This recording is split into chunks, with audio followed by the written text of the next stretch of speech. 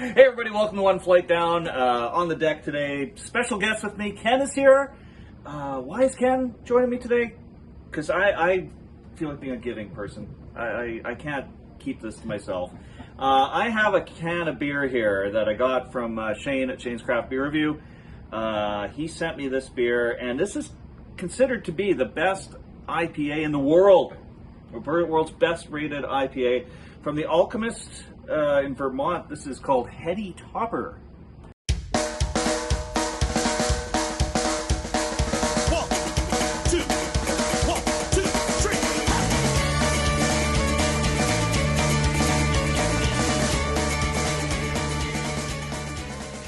It says up here, drink from the can. Drink from the can. In all caps with an exclamation point. But we're not going to do that because we want to see what it looks like. It's tough to share it. It's it is tough to share when you're just passing it back and forth in like a brown paper bag. Big story on the back here. Heady Topper is an American double India Pale Ale. This beer is not intended to be the biggest or the most bitter. It is meant to give you wave after wave of hoppy goodness on your palate. Tremendous amounts of American hops will creep up on you and leave you with a dense, hoppy finish in your mouth. So drinkable, it's scary. Okay, so what are the hops? Did I tell you the hops? Does it tell me the hops on the can? I don't know, there's more story. Okay, we'll finish the story. Freshness and control have always been the main concern when it comes to our beer. We are committed to providing you with an unfiltered and unpasteurized hop experience. Why do I recommend that you drink it from the can, which we're not going to do? Quite simply, to ensure a delightful hop experience. The act of pouring in a glass smells nice, but it releases the essential hop aromas that we have worked so hard to retain. If you must pour it into a glass, you may find some of the hop resins settled to the bottom. Leave them in the can while pouring. This beer is perishable and at its best when it's young, fresh, and hazy. Keep it cold, but not ice cold. Drink this beer immediately. We are always making more. That's a lot of rules to follow. That's a lot. And it says, it says down here, don't be a D-bag, recycle the can. Oh. So that's more rules to follow. Yeah. But I was going to do that anyway.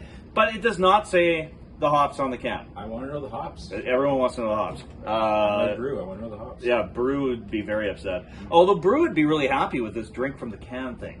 He really likes to drink beer from the can.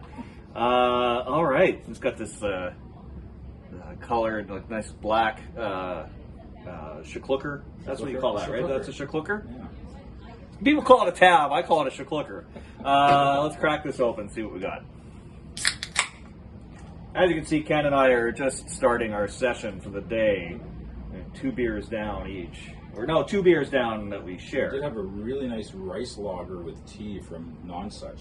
That was fantastic. It was perfect for a Saturday afternoon in the sun beer. Yeah, that was a very, very nice beer. See, you wouldn't see this lovely visual if you just drank it from the can. I don't think I've ever heard a craft brewer saying, drink this from the can. You must drink this from the can. Here, I'll make sure we each get some of these resins. It's all about the resins. And all about the resins. Okay. That's not bad. It's not bad. I think I did okay. A little bit of floaty in there. It's not super hazy. I can kind of see you through it. Yeah, kind of. I mean, yeah, it's got a little bit of a haze, a little bit of cloudiness, nice bit of a head on it. Check the nose on this. Well, that smells like a hoppy beer. Yeah, yeah. Getting some of the sort of like piney kind of note that you get with the West Coast. Yeah. Oh man. Let's sip this one. Let's do it. Let's do it. Cheers. Cheers.